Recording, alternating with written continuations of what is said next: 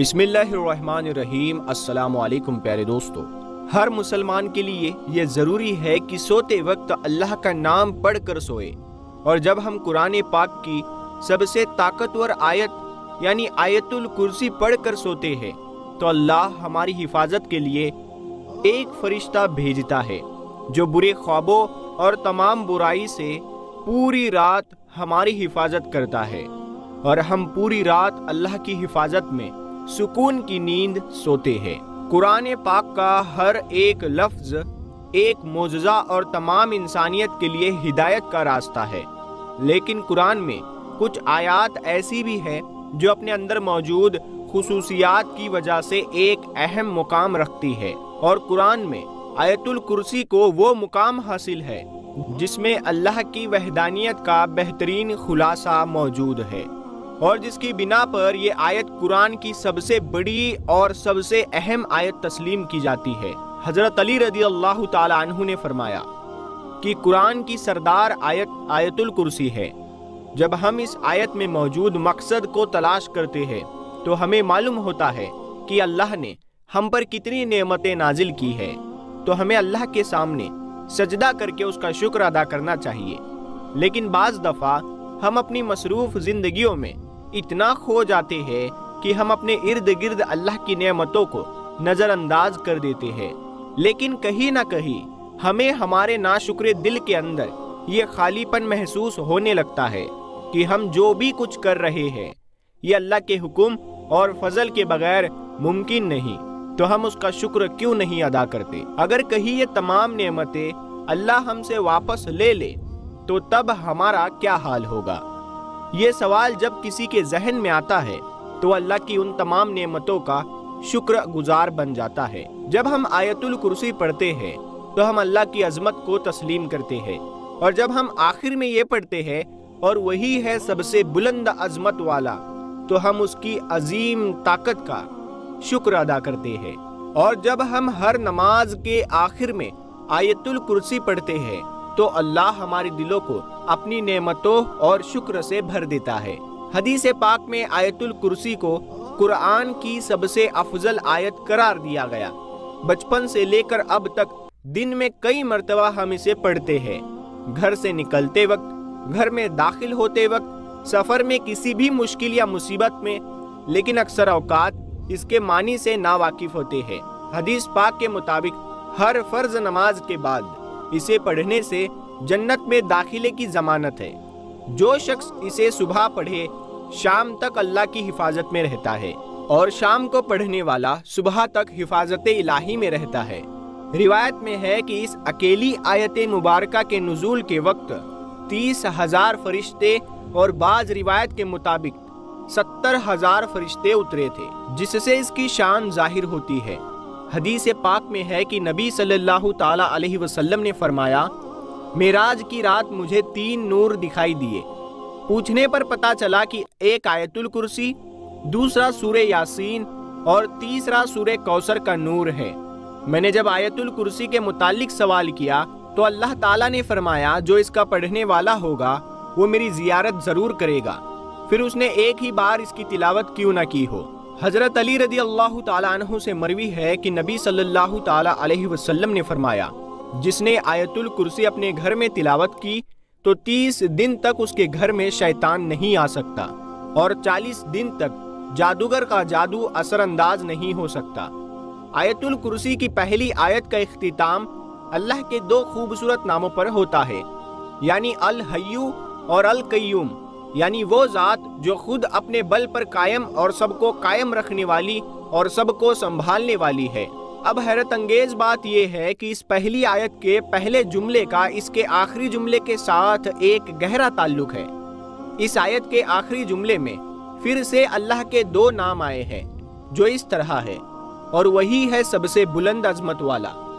इस आयत के दूसरे जुमले में अल्लाह फरमाता है, न उसको ऊँग आती है न नींद। तमाम मखलूकात वक्त के साथ सुस्त पड़ जाते हैं, आराम मांगते हैं, नींद चाहते हैं, सोए बगैर रह नहीं सकते, और नींद मौत की ही एक सूरत है।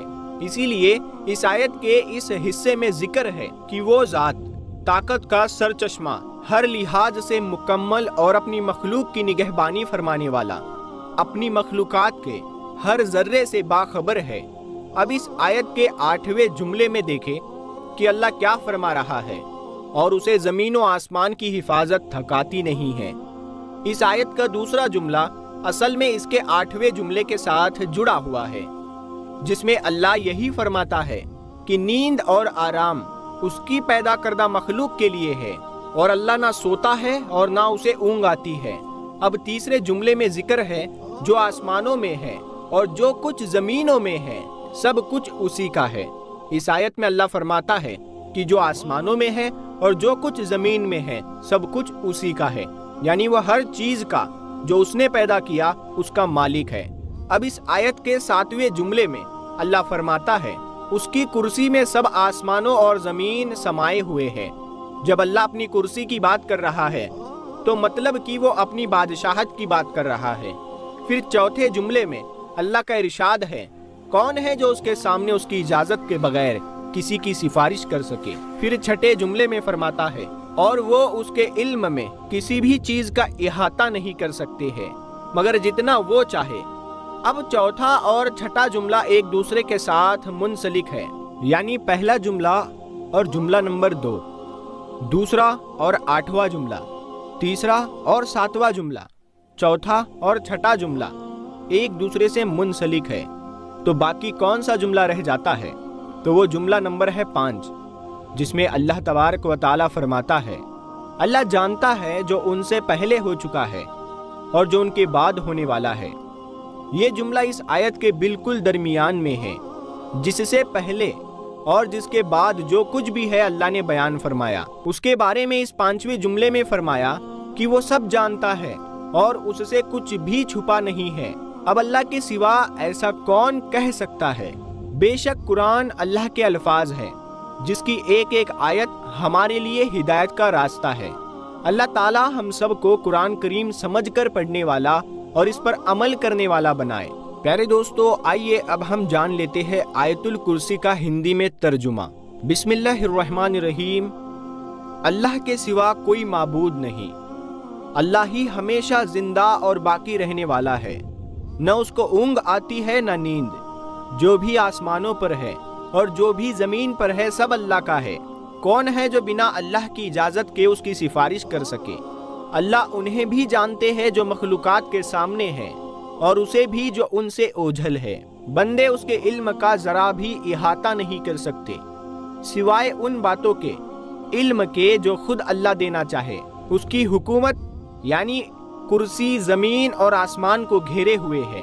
زمین و آسمان کی حفاظت اس پر دشوار نہیں، وہ بلند اور عظیم ذات ہے۔ پیارے دوستو، آیت الکرسی پڑھنے والے کو ہمیشہ جنت نصیب ہوتی ہے۔ آیت الکرسی پڑھنے والا ہمیشہ بری چیزوں سے محفوظ رہتا ہے۔ آیت الکرسی کو پڑھنے سے گھر میں برکت ہوتی ہے اور صحت اچھی رہتی ہے۔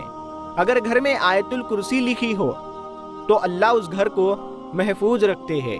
حضرت محمد مصطفیٰ صلی اللہ تعالی علیہ وسلم نے فرمایا، جو شخص فرض نماز کے بعد آیت الکرسی پڑھے گا اسے جنت جانے سے کوئی روک نہیں پائے گا، اور وہ انسان دنیا کی برائیوں سے دور رہتا ہوگا، اور اللہ اسے برے کاموں کو کرنے سے بچاتا ہے اور اس کو نیکیوں کو کرنے کی راہ میں بڑھاتا ہے۔